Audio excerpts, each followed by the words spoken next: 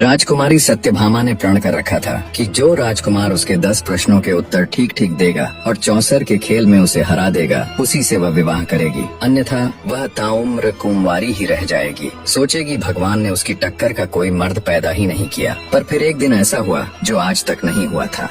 मेदिनीपुर शहर के राजा वज्रसेन की पुत्री सत्यभामा अपनी सुंदरता के लिए देश प्रदेश में प्रसिद्ध थी। राजकुमारी सत्यभामा इतनी सुंदर थी कि स्वर्ग की अप्सराएं भी उसके सामने फीकी लगे। जब वो महल के गलियारों से गुजरती तो उनकी रेशमी चुनरी का हल्का स्पर्श तक हवा में सुगंध घोल देता। भगवान ने राजकुमारी सत्यभामा को सौंदर्य के साथ अपार बुद्धिमत्ता का गुण भी दिया था। रानी केवल रूप की रानी नहीं बल्कि गुणों की अद्वितीय प्रतिमूर्ति भी थी। अब जहाँ इतना सब होता है वहाँ घमंड और अहंकार का निवास न हो, ऐसा तो संभव ही नहीं। राजकुमारी सत्यभामा ने प्रण कर रखा था कि जो राजकुमार उसके 10 प्रश्नों के उत्तर ठीक ठीक देगा और चौसर के खेल में उसे हरा देगा, उसी से वह विवाह करेगी, अन्यथा वह उम्र कुंवारी ही रह जाएगी। और अंततः इस सोच में संतोष पालेगी कि उस ऊपर वाले ने उसकी बराबरी का पुरुष बनाया ही नहीं। समस्त संसार में उसके योग्य कोई पुरुष पैदा ही नहीं हुआ। राजकुमारी सत्यभामा का एक और नियम था कि जो राजकुमार उसके प्रश्नों के उत्तर नहीं दे पाएगा वो कभी बाहर भी नहीं जा पाएगा। उसे उसका कैदी बनकर आजीवन कारावास भोगना होगा। वो नहीं चाहती थी कि कोई ऐरा गैरा राजकुमार सिर्फ उसकी सुंदरता को निहारने के लिए ऐसे ही मुंह उठाकर उसके समक्ष आ जाए और असफल होने पर बाहर उसकी सुंदरता का गुणगान करता फिरे। राजकुमारी सत्यभामा का मानना था जिस पुरुष ने उसे एक बार देख लिया वो या तो उसका पति होगा या फिर ताउम्र के लिए उसका कैदी। इतने सख्त नियमों के बावजूद कई राजकुमारों ने खुद को बुद्धिजीवी मानते हुए राजकुमारी की परीक्षा में भाग लिया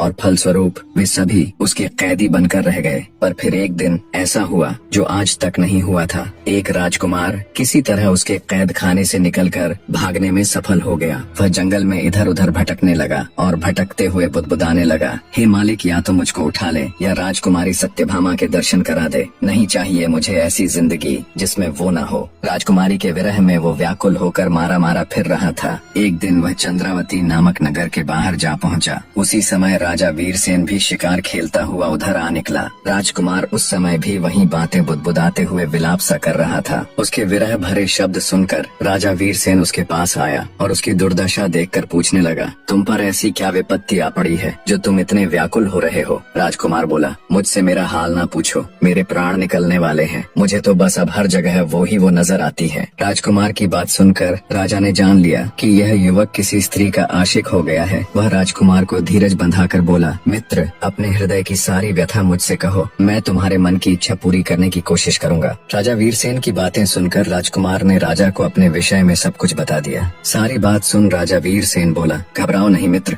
मैं तुम्हारा समाधान अवश्य करूंगा। और उसे अपने साथ राजमहल ले गया। कहानी में आगे बढ़ने से पहले